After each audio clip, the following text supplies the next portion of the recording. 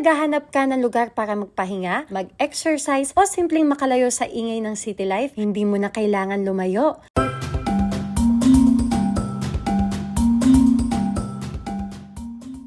Welcome to Pasig Esplanade, isang open, public riverside walkway na matatagpuan sa kahabaan ng Pasig River, sa puso mismo ng lungsod. At sa unang tingin pa lang, mapapansin mo agad ang malinis, maaliwalas, at maayos ang pagkakaayos ng paligid. May mga upuan pampahinga, tanim na halaman, at mga art installations na nagbibigay buhay sa karaniwang pasyalan. Ano nga bang meron dito? Maraming pwedeng gawin dito. Pwede kang mag-jogging sa mahabang lakaran, mag-bike kasama ang barkada, o mag-relax habang pinapanood ang agos ng ilog. Sa gabi, mas gumaganda pa ang paligid dahil sa mga ilaw na nagbibigay liwanag at ganda sa buong lugar. Perfect para sa evening stroll o simpleng date. Kagaya na lang nitong sikat na photo booth na pinipilahan ng mga kabataan. Tinry ko na rin para may souvenirs tayo. Open naman to anytime, pero the best time to go is between 3 p.m. to 8 p.m.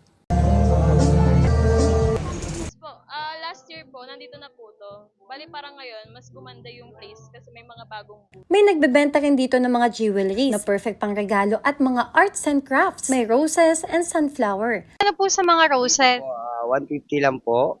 Dito po sa sunflower po natin may 200 po. 200 po yan. May 100 po tayo at may 50 pesos. Tuwing anong oras po kayo nandito? Minsan po 1 or 3 o'clock.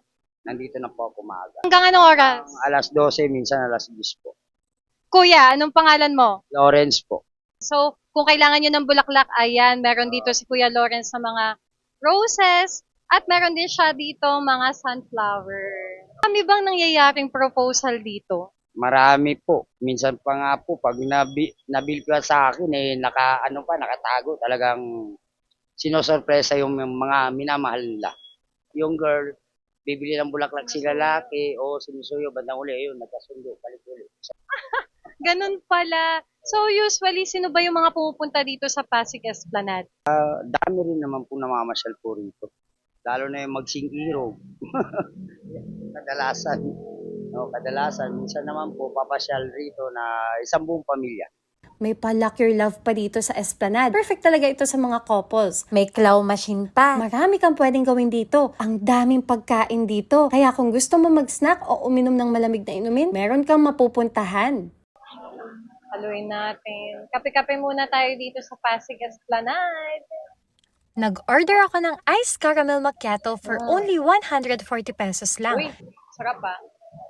Dito ko yan nabili sa Brew Cafe. Pwede ka na rin dito mag-dinner. Pero higit sa pisikal na ganda, ang Pasig Esplanade ay simbolo ng pagbabago. Dati, ang Pasig River ay tinuturing na marumi at hindi pinapansin. Ngayon, unti-unti itong binibigyan halaga at binubuhay. Ang lugar na to ay nagpapakita na kapag nagtulungan ang pamahalaan at ang komunidad, posible ang malinis at maayos na urban space. Libre lang dito. Walang entrance fee. Bukas para sa lahat at higit sa lahat, ligtas at family friendly. Kaya kung gusto mo magpahinga mula sa stress ng araw-araw o maghanap ng bagong spot na hindi malayo, subukan mong bisitahin ang Pasig Esplanade. Mapapaisip ka, meron din palang ganitong lugar sa gitna ng lungsod. Ito ang Pasig Esplanade. Malinis, maganda, para sa lahat. And this is your Gala-Gala Girl Nina for GGSS. Kahit saan, basta masaya. Sama ka ha! Till next lakwatsa!